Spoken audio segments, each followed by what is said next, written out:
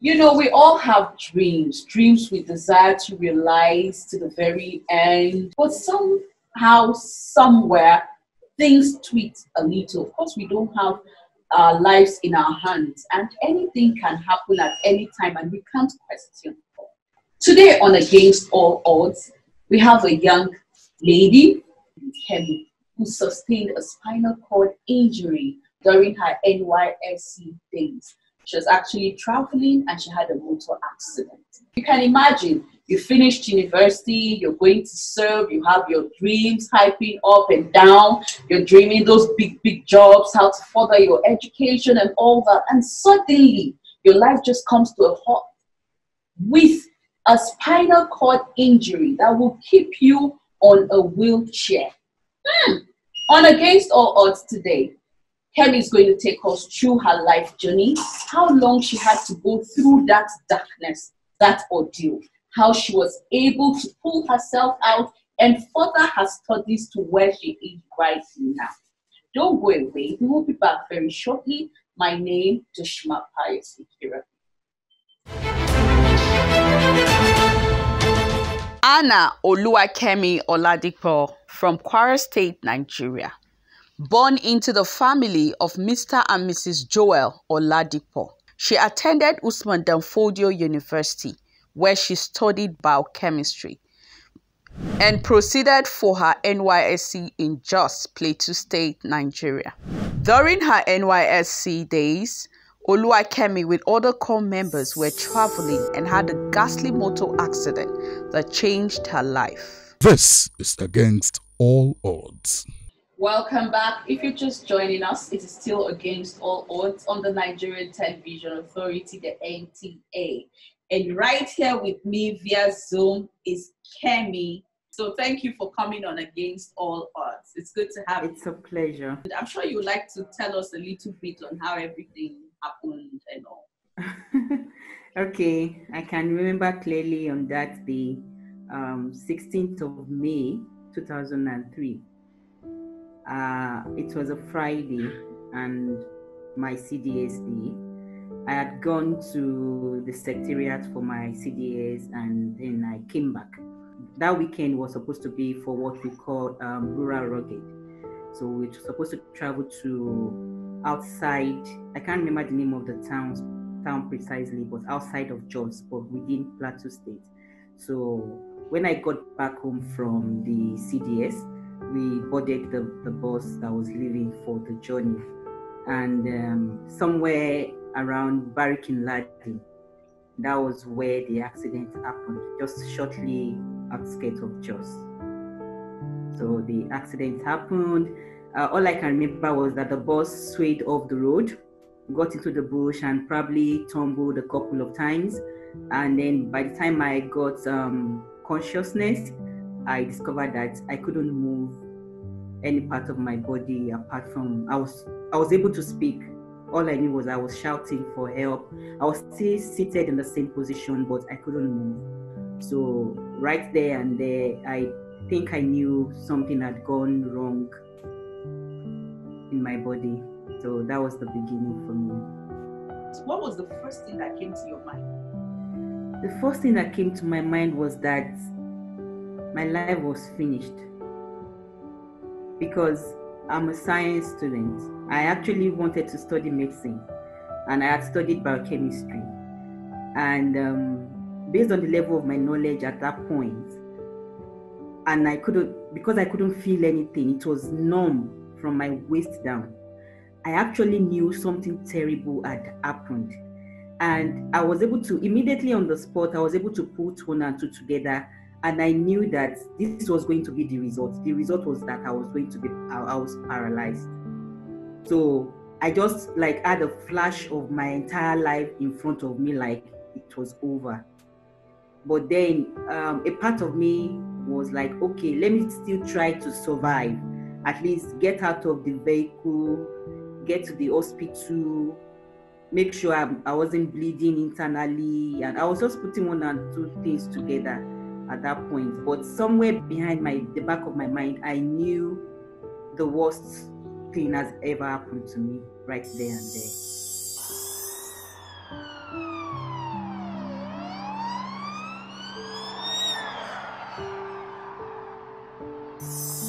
I think I was prepared because I knew what was up. My mom is a nurse. I've watched movies. I'm a scientist. So I knew what they were saying. Even that one of my friends actually went ahead and I think they confronted the doctor, because I think the way they put it to me was as if it was all over. That my life was finished. So by the time they left my bedside and my friends accosted them at the door and they were shouting and screaming at them, you don't talk to someone like that, you don't make them feel dead, blah, blah, blah. I was just crying. I cried, I wept. And I think one of the reasons I was crying was because everything I had planned for my life, it was just as if everything had gone away, as if my life had crashed right in front of me and there was nothing I could do about it. I'm alive, I'm not dead. I couldn't kill myself, but I can't walk. They asked us to go and buy a wheelchair. My parents were in denial. They were like, she was going to walk, blah, blah, blah. They didn't want to get the wheelchair. But I had to convince them that this is our option. This is our new reality. So it was really difficult for us then, especially for my family. The reality of suddenly accepting to nurse and nurture an adult with disability comes with a huge responsibility from family and loved ones. How did Kemi's family swallow this very bitter pill that visited their home? Did they accept it? How did they help her move on? For Kemi, what changed? I think I was just breathing. I was only surviving. I was just alive. I wasn't living because I stayed in the hospital for more than a month and the hospital did not do anything. There was supposed to be an injection that was supposed to be given that could have limited the damage on the spine, but I wasn't given this injection. So when my parents discovered that the hospital was not even adding any value to us, they decided to take me out of the hospital. We went up and down to traditional healers, all those people that will say they are fixing bones. Later, we moved on to the religious organizations, going to one church or the other for miracles and all. But we were just trying our best to see if we could get anything done. So during those periods, I was just living. I can tell you that you see me dressed up now. Then I didn't used to dress up. I just wear clothes that would just cover my nakedness. Kemi gave up on living completely. She lived her life like it did not exist. She could stay without clothes and without shoes. She did not bother. When help wasn't in view, having to be confined on a wheelchair sent her into complete depression. Friends and relations abandoned her. But you know what they say? Blood is thicker than water. Her parents and siblings stood by her side and kept encouraging her to live on. We were coming from the church on a particular day and we were in an hold up in Lagos.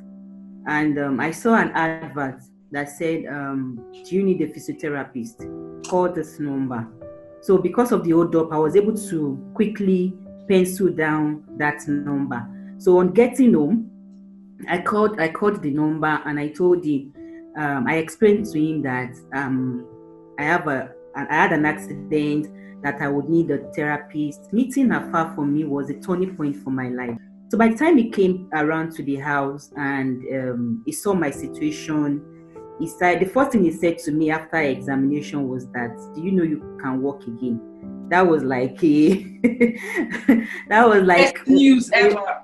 Yes, within that period. Yeah. And best news, but full of curiosity. So I told him that, are you mocking me? He said, no, he's not mocking me, that he's talking from a professional angle, that he has examined my condition and all of that, that with therapy and all that, I can walk again. Then after some time, he started getting personal into my life. I think their job comes also with a bit of psychology. So he started asking me the things I love to do. I told him I love cooking. Then he told me, do you know you can cook? I'm like, cook? Why? How can I cook? He said, you have your hands, that you can cook. Then he told them to bring the stove close to me. Then we're still using the normal kerosene stove and all. They bring the stove, bring the pot, bring the oil, and then and there, he made me cook. And he saw the glow on my face. And for me, that was the first time after my accident that I was doing anything productive. So then from there, he started telling me things that, he started saying like, you know you can drive. I said, can somebody that doesn't have leg drive? Because I never knew. And then the internet age was not that big then. So there was no way for me to check if I could do some of these things. So there and there, he started encouraging me, telling me things that are possible. I never knew somebody with physical disability as mine can drive. I never knew I could go back to work. I never knew I could go back to school. So he started putting me through things. And within 6 months of therapy, I was actually able to walk with crutches. Yes. So those things, so my orientation started changing. It showed me pictures, gave me names, told me stories of people with disabilities that had achieved great things in life. So I started reevaluating myself that, you know what, Kemi, your life don't have to be a waste. So the first thing I did was that I took a direct entry form. I said I wanted to go back to study medicine.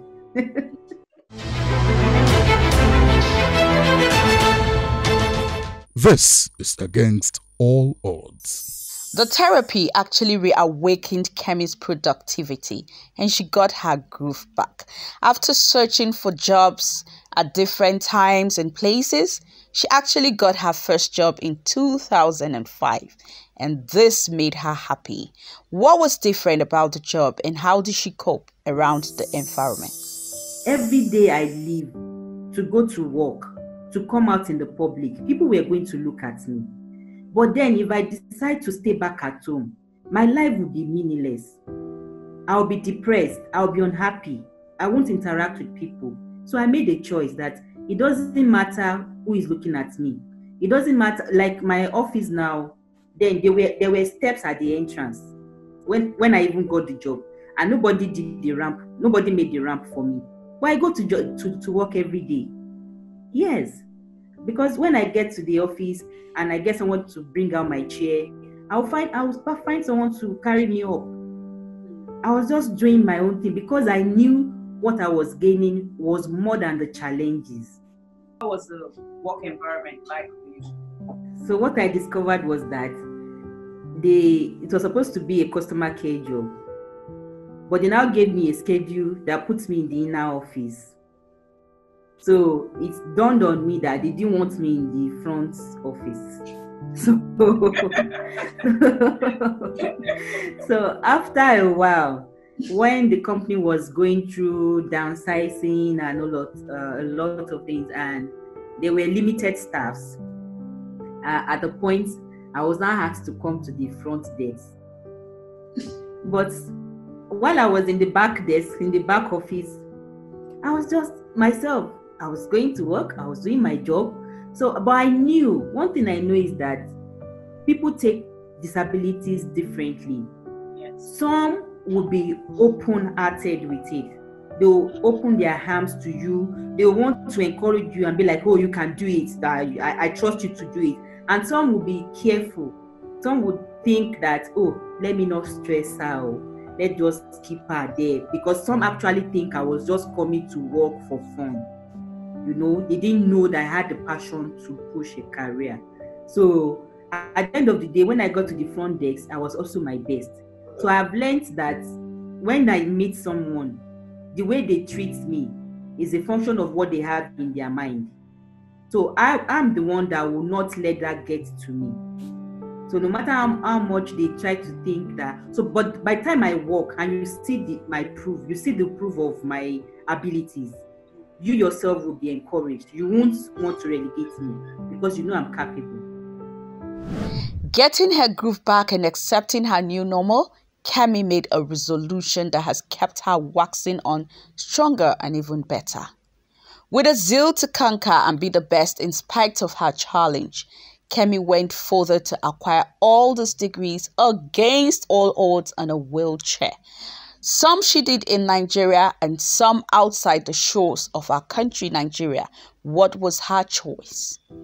Because of the experience I had, I said to myself that every other academic pursuit that I'm going to take was not going to be in Nigeria.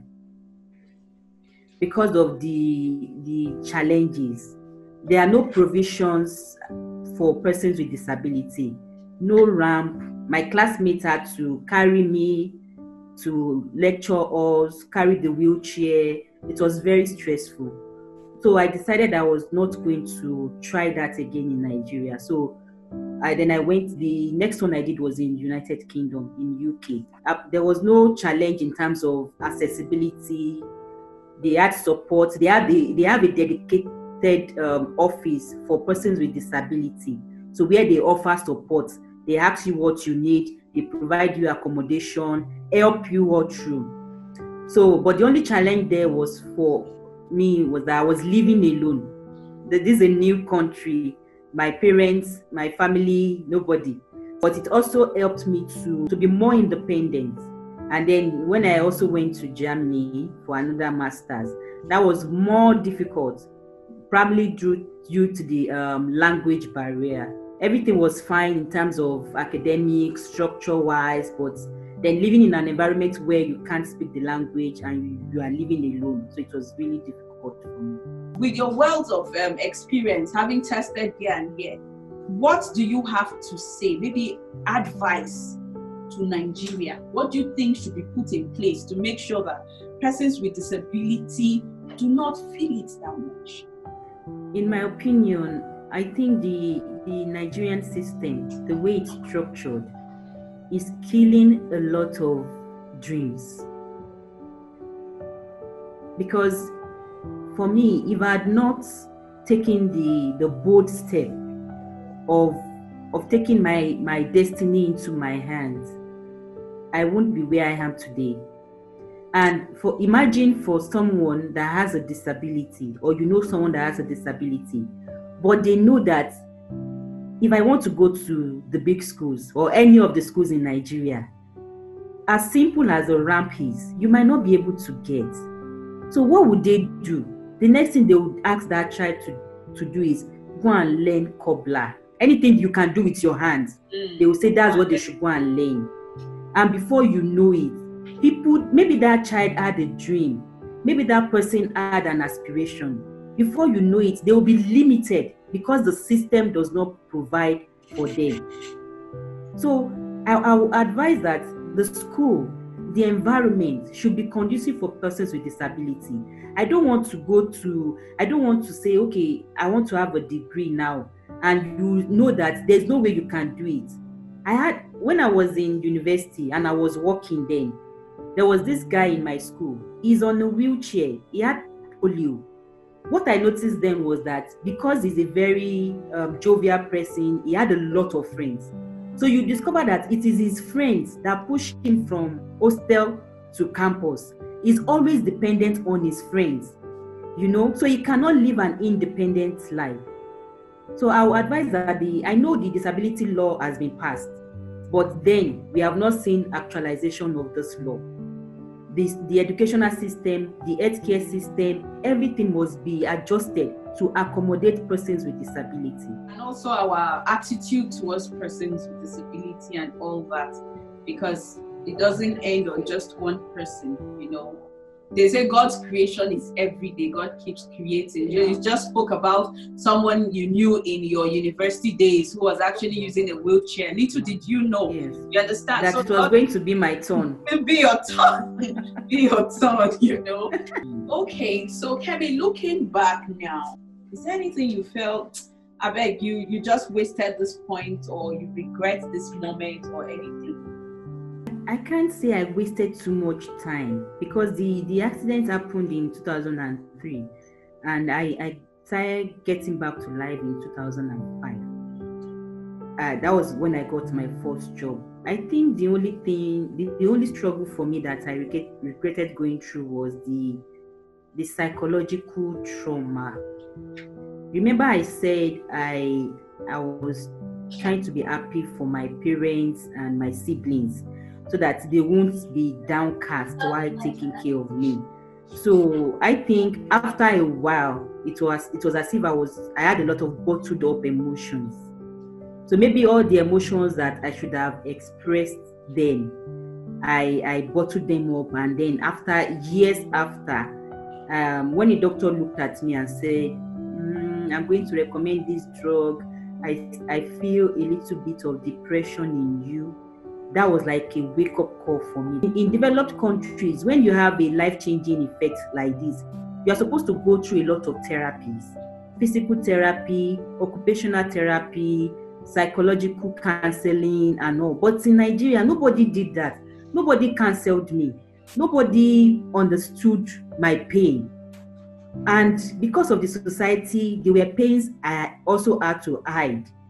So the emotional stress after some years started picking up, started showing. So it was then that I had to say to myself that, okay, I have to consciously work on my emotions. Your parents, when this whole thing happened, I'm sure they'll be like, hey, my enemies have come after you.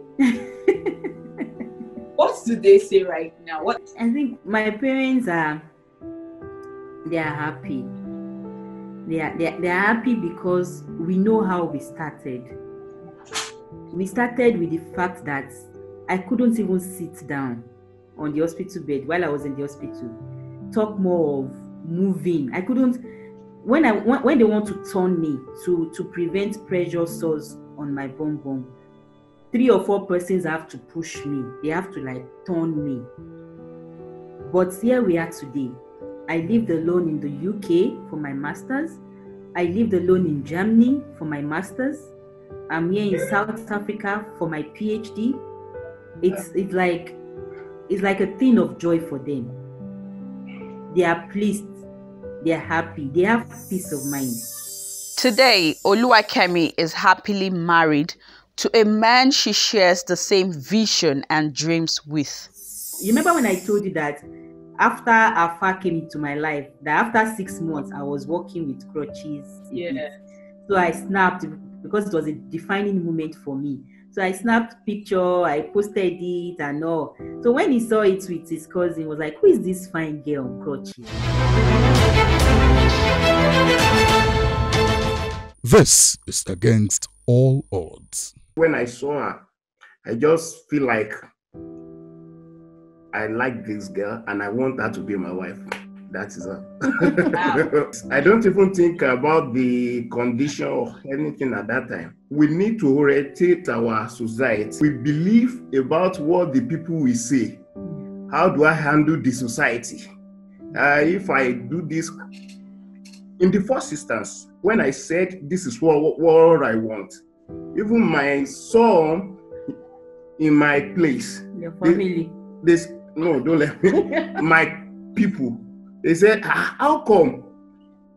Why this one? Why do you choose her? At least we know that you have this, you have that. How come you now resort on this? I said, well, that is how God wanted. And let me ask you one question. Assuming I marry someone, maybe the person, she's okay and this and that, and she's perfect, and after the marriage accident occur, what will happen? Yeah. That is how I finish everything. Then I say, okay, if it is your choice, go ahead. The only advice I will just give to the people, to anybody, just follow your mind. Diwali, thank you so much. It's good to have you on Against All Odds. You're welcome. What does the future hold for Kemi? The future is bright too. Because now I'm doing my PhD, and definitely there's a purpose for that. I really want to build my career and then settle down, build a family, and fulfill purpose. We've been talking with Kemi, and then we also spoke briefly with her husband. Let disability not be a reason why you will not achieve your dream. Keep your dreams alive. No matter the challenges, no matter what comes your way, keep your dream alive. It is only you that has the ability to speak to yourself. Let's do this again. Same time next week, same station. My name remains Tushma Paris.